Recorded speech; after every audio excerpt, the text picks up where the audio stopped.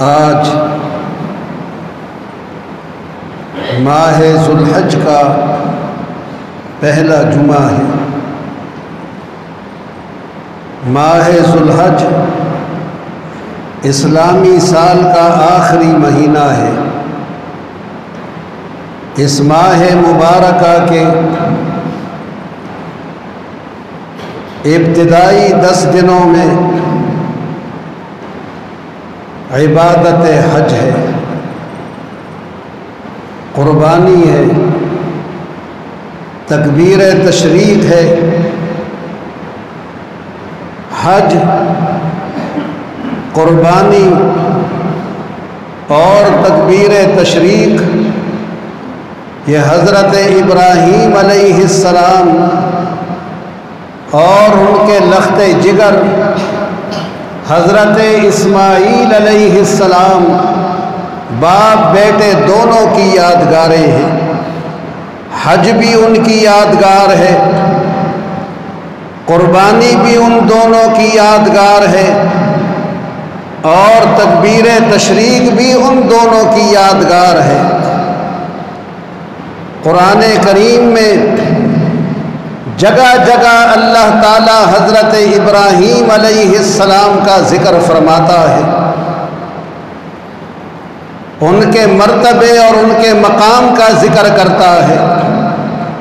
کہیں انہیں قائد فرماتا ہے، کان امتن قانتا للہ جمیعا ان ابراہیم کان امہ، کہ ابراہیم یہ قائد تھے، پیشوا تھے، انسانیت کے قائد، انسانیت کے پیشوا۔ قرآن کریم حضرت ابراہیم علیہ السلام کو کہیں امہ فرماتا ہے، قائد انسانیت فرماتا ہے، پیشوائے انسانیت کہتا ہے۔ کہیں قرآن کریم انہیں مجتبی کہتا ہے، اجتباہ وہداہ، اجتبا، اللہ نے انہیں چن لیا۔ جنہیں اللہ چنتا ہے وہ مجتبی کہلاتا ہے۔ وہدا، اللہ نے انہیں ہدایت دی، جنہیں اللہ ہدایت دیتا ہے وہ مہدی کہلاتا ہے۔ کہیں اللہ تعالیٰ انہیں مجتبی کہتا ہے، کہیں اللہ تعالیٰ انہیں مہدی کہتا ہے، کہیں انہیں حلیم کہتا ہے، کہیں انہیں اواہ منیب کہتا ہے۔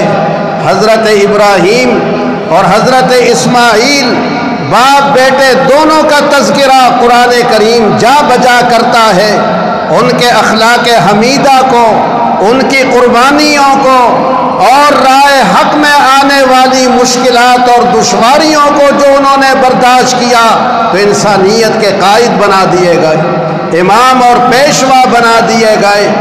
حضرت ابراہیم والد ہیں اور حضرت اسماعیل علیہ السلام ان کے لخت جگر ہیں۔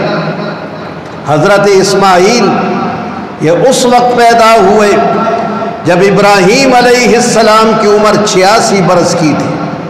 86 سال حضرت ابراہیم علیہ السلام کی عمر ہے، اور حضرت اسماعیل علیہ السلام کی ولادت ہوئی۔ یہ ان کا پہلا لڑکا ہے، یہ ان کا اکلوتا لڑکا ہے، اس سے پہلے اولاد نہیں تھی۔ اور ان کی ماں حضرت اسماعیل علیہ السلام کی والدہ یہ بادشاہ مصر کی بیٹی ہے، بادشاہ مصر کی بیٹی یہ حضرت اسماعیل علیہ السلام کی والدہ ہے۔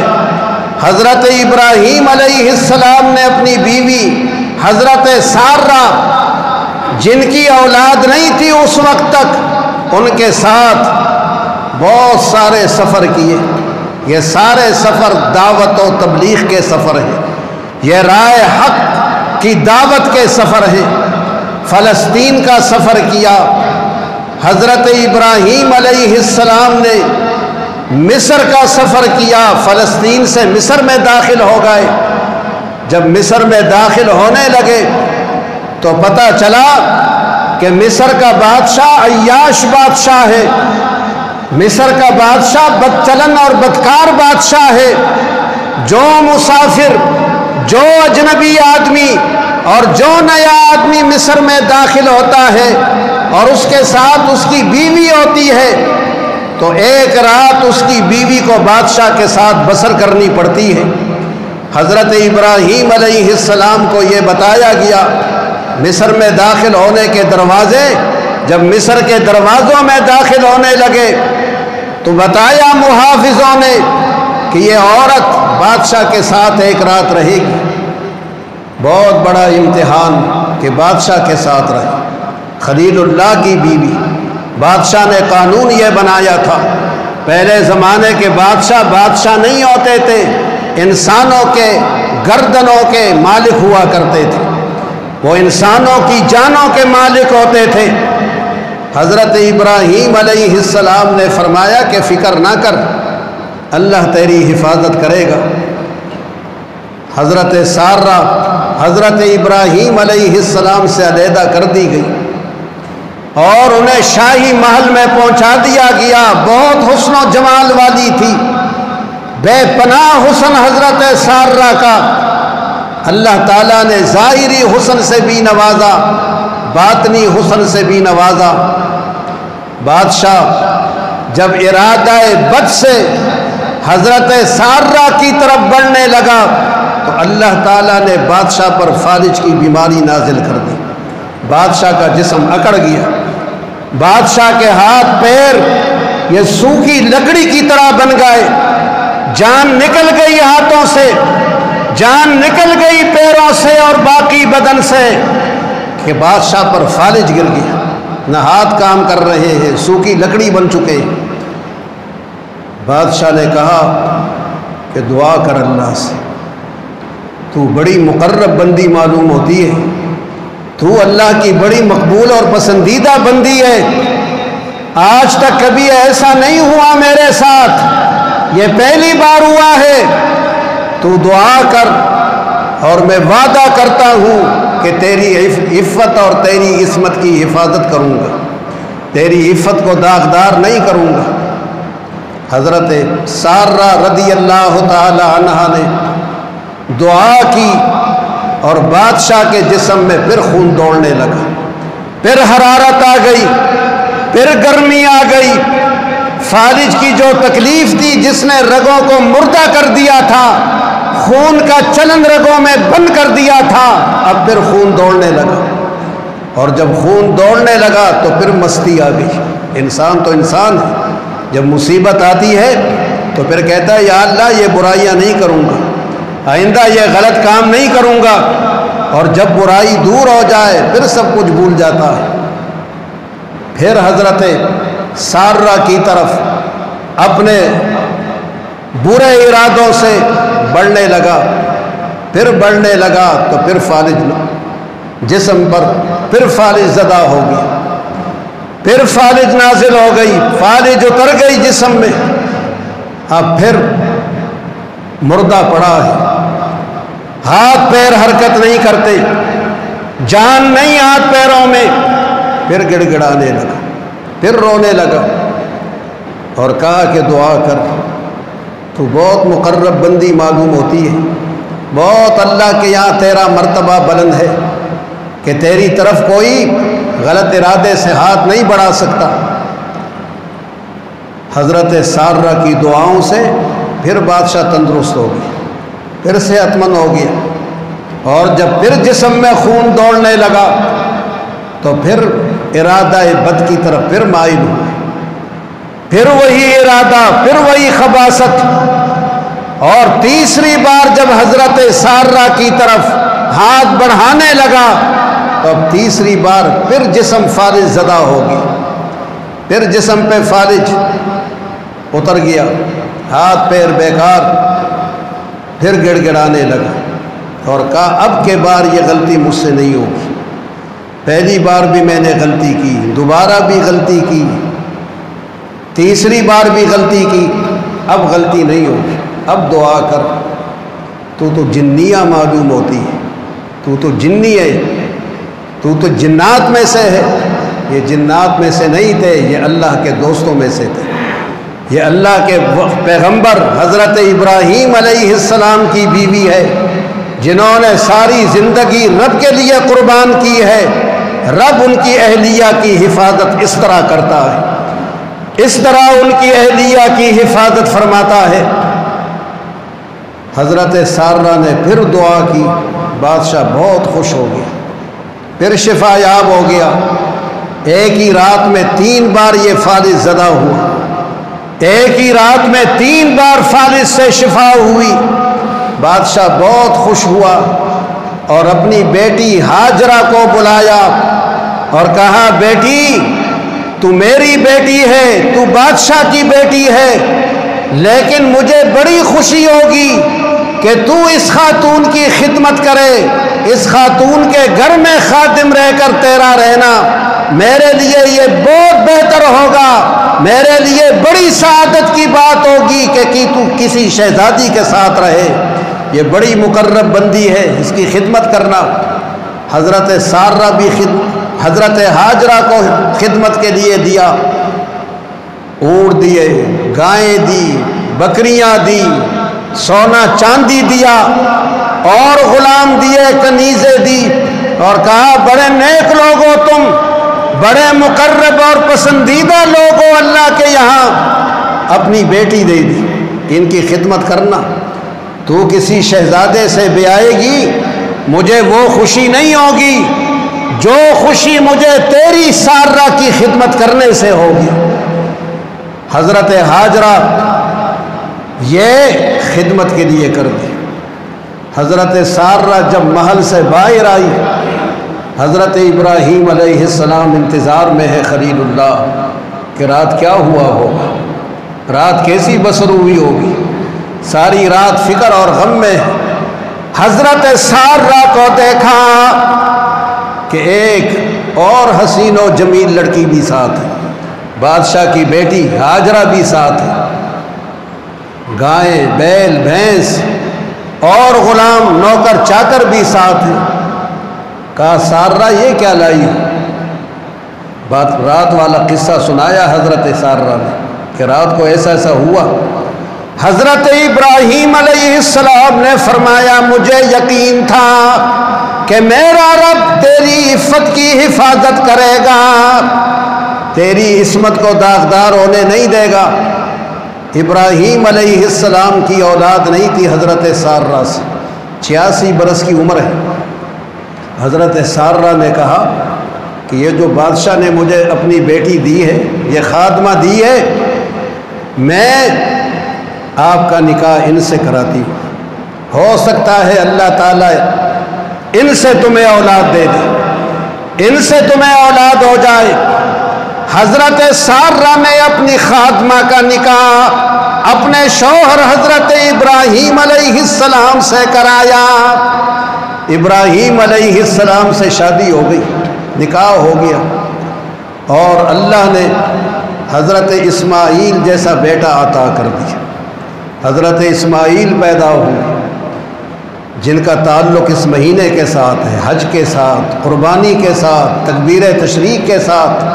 ابراہیم علیہ السلام اپنے رب سے دعائیں کرتے تھے، رب ہب لی من الصالحین، معبود مجھے صالح نیکوکار لڑکے عطا کرنا، مجھے لڑکے دے، اولاد دے تو نیکوکار ہوں، میری آنکھوں کی ٹھنڈک ہو، ان کو دیکھ کر میرا خون بڑھتا رہے، ان کو دیکھ کر میری مسرت اور خوشیوں میں اضافہ ہوتا رہے۔ ابراہیم علیہ السلام دعائیں مانگتے تھے، رب ہب لی من الصالحین۔ اللہ تعالیٰ نے فرمایا، فبشرناہ بغلام حلیم، ہم نے حلم والے، تحمل والے، بردبار لڑکے کی بشارت اپنے خلیل کو دی کہ خلیل تم صالح لڑکا مانگتے ہو، ہم تمہیں حلیم لڑکا دیں گے، بردبار لڑکا دیں گے، جو مشکلات اور مصائب کی آنکھوں میں آنکھیں ڈالے گا، جو کسی مشکل سے گھبرانے والا نہیں ہوگا، جو حلم والا ہوگا، کتنے ہی مشکل آ جائے، کتنے ہی دشواری آ جائے، اس کا قدم پیچھے نہیں ہٹے گا، وہ پیش قدمی آگے کرے گا۔ فبشرناہ بغلام حلیم، ہم نے غلام حلیم کی بشارت دی۔ حضرت اسماعیل پیدا ہو گئے علیہ السلام۔ اب حضرت سارہ ان کی بیوی، پہلی بیوی جن کی اولاد نہیں تھی ابھی، اللہ نے پھر ان کو بھی اولاد دی، ابھی اولاد نہیں تھی ان کی۔ انہوں نے حضرت ہاجرہ کی گود میں جب حضرت اسماعیل علیہ السلام کو کھیلتے ہوئے دیکھا تو کہا کہ ابراہیم یہ مجھے گوارا نہیں ہے، میں نہیں چاہتی کہ یہ ہاجرہ اور اس کا بیٹا اس گھر میں رہے، میں ان کا رہنا یہاں گوارا نہیں کرتی، انہیں یہاں سے کہیں اور لے جاؤ۔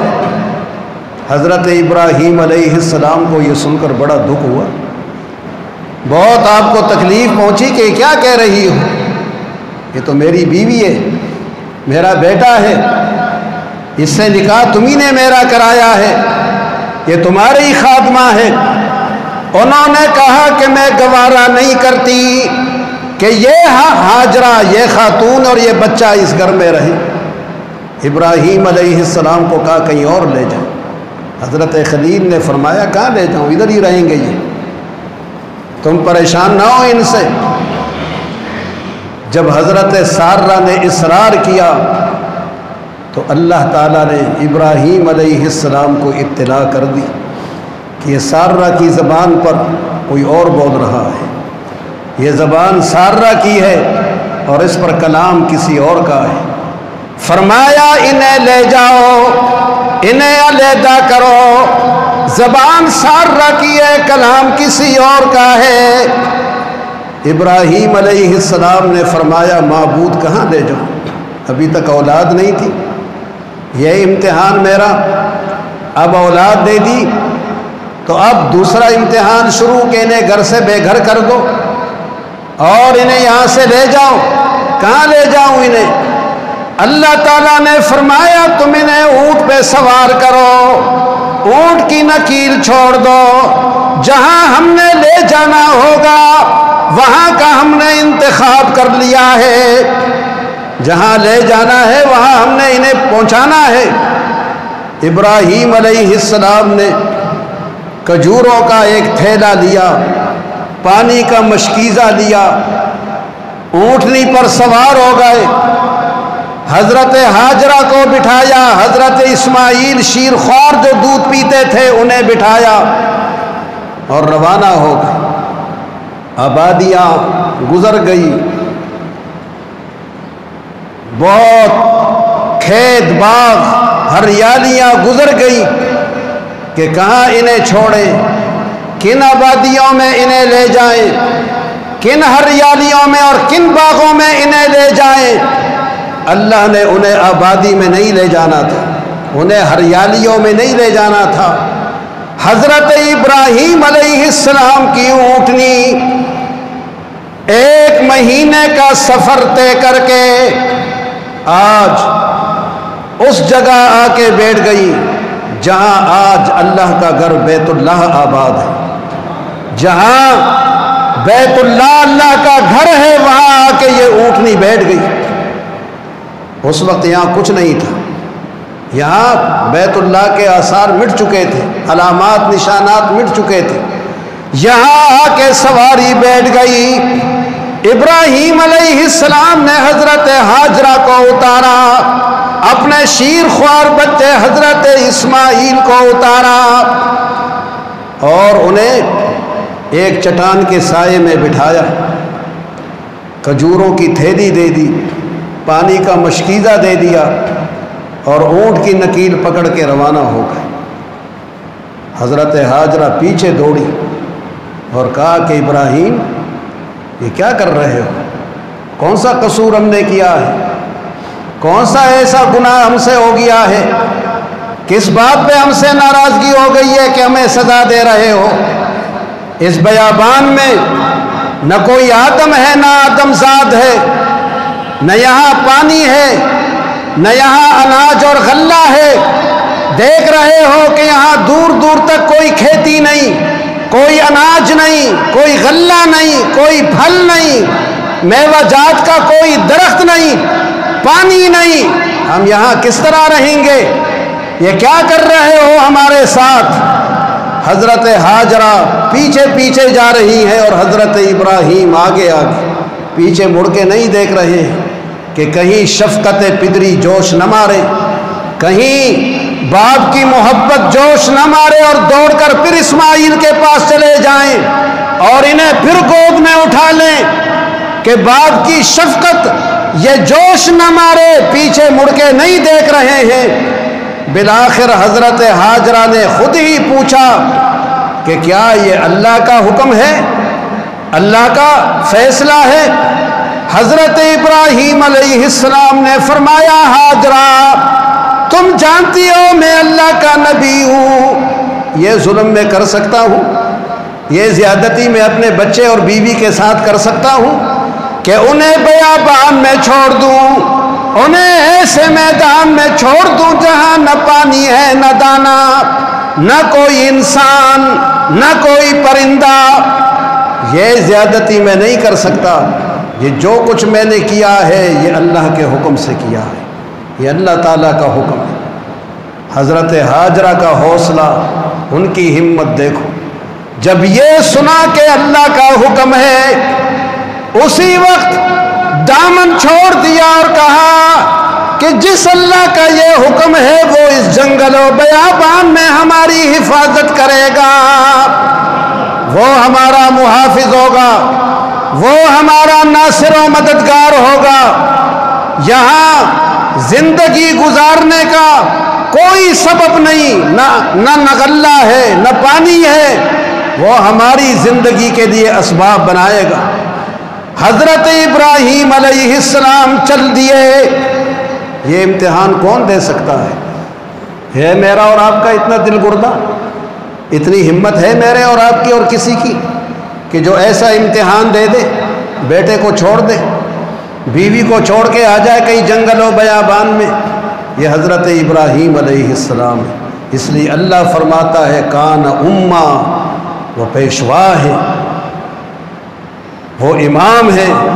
ابراہیم علیہ السلام کو جو پیشوا بنایا تو پیشوا کارناموں پہ بنایا جاتا ہے، پیشوا قربانیوں پہ بنایا جاتا ہے، کچھ کر کے آدمی پیشوا بنتا ہے۔ حضرت ابراہیم علیہ السلام روانہ ہو گئے، پیچھے مڑ کے نہیں دیکھ رہے، کہیں باپ کی محبت جوش نہ مارے اور یہ آگے بڑھنے والے قدم کہیں پھر پیچھے نہ پھر جائیں، کہیں امتحان میں ناکامی نہ ہو جائے۔ ابراہیم علیہ السلام نے پیچھے مڑ کے نہیں دیکھا، پہاڑوں پر پہاڑ آتے رہے، ایک پہاڑ پہ چڑھے، اب پیچھے مڑ کے دیکھا، اب نہ بیوی نظر آ رہی ہے نہ بیٹا نظر آ رہا ہے، دونوں نگاہوں سے اوجھل ہو چکے ہیں۔ اس پہاڑ پر کھڑے ہو کر اپنا دل باہر رکھ دیا رب کے آگے، اب اپنا دل باہر رکھا، اب اپنے جذبات باہر رکھے، اب اپنے خیالات اپنے تصورات رب کے آگے رکھے اور روتے ہوئے عرض کی ربنا انی اسکنت من ذریتی بواد غیر ذی زرع عند بیتک المحرم ربنا لیقیموا الصلاة فاجعل افئدة من الناس تهوی الیہم وارزقهم من الثمرات لعلهم یشکرون۔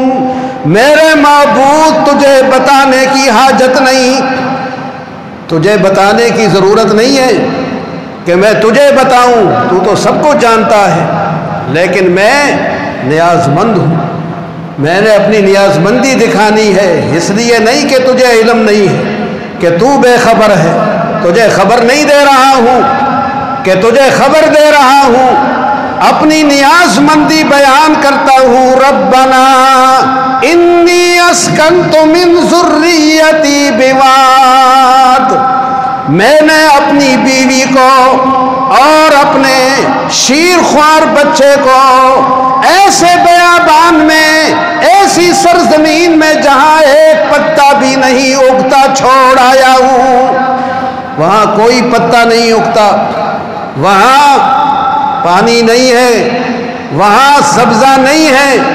سبزہ وہی اگے گا جہاں میٹھا پانی ہوگا، وہاں میٹھا پانی اب بھی نہیں ہے۔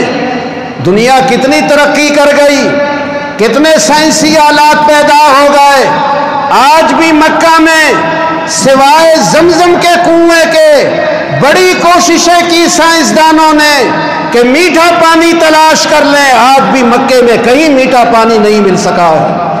آج بھی کئی تلاش کیا انہوں نے، بڑی کوششیں کی کہ زمزم کا تو کنواں ہے یہاں پہ، اور جگہ پانی کیوں نہیں نکل رہا ہے۔ بڑے بڑے سائنسدان بلائے دنیا کے کونے کونے سے، سائنسی آلات لائے مکے والے، عرب والے کہ میٹھا پانی مکے میں تلاش کر لیں، میٹھا پانی آج بھی مکے میں نہیں مل سکا ہے۔ یہ 1442 سال ہو گئے، یہ 5000 سال ہو گئے ابراہیم علیہ السلام کو، یہ 5000 سال ہو گئے، میٹھا پانی آج بھی نہیں مل سکا۔ اور فرمایا پروردگار انہیں کیوں چھوڑے آیا ہوں، کیا وجہ ہے، کیا ناراضگی ہو گئی ان سے، ان کو سزا کے طور پہ چھوڑ آیا ہوں۔ فرمایا ربنا لیقیموا الصلاۃ، میرے معبود اس لیے چھوڑ آیا ہوں کہ وہاں وہ نماز کو قائم کرے۔ میری بیوی اور یہ بچہ جب جوان ہو جائے تو وہاں تیرا نام لے، نماز کو قائم کرے، جہاں نماز ہوگی وہاں تیری برکتوں کا نزول ہوگا، جہاں نماز ہوگی وہاں ویرانی آبادی میں بدلے گی، وہاں جنگل منگل بنے گا۔ ربنا لیقیموا الصلاۃ، اے والو سی والو، یہاں نماز پڑھنے کے لیے آنے والوں، نماز قائم کرو گھروں میں۔ گھروں کو جنت بنانا چاہتے ہو کہ گھروں میں خوشیاں ہوں، گھروں میں آبادی ہو، تو یہ گانوں سے نہیں ہوگا، یہ ٹی وی اور موبائل کے فلموں سے نہیں آئے گی خوشی آپ کے گھر میں، آپ کے گھر میں خوشی آئے گی نماز قائم کرنے سے۔ فرمایا اس لیے چھوڑ کے آیا ہوں کہ اس جنگل و بیابان میں یہ تجھے یاد کرے اور یہ جنگل و بیابان تیری یاد کا مرکز بن جائے۔ ربنا لیقیموا الصلاۃ، اس سے آگے انشاءاللہ العزیز پھر عید کے دن بیان کریں گے۔ اللہ تعالی حضرت خلیل اور حضرت ذبیح، حضرت ابراہیم اور حضرت اسماعیل علیہم السلام پر اپنی بے شمار رحمت نازل فرمائے، تمام انبیاء کرام پر، خصوصاً سید المرسلین پر، اور ان کے طفیل ہم سب پر اپنی رحمت نازل فرمائے۔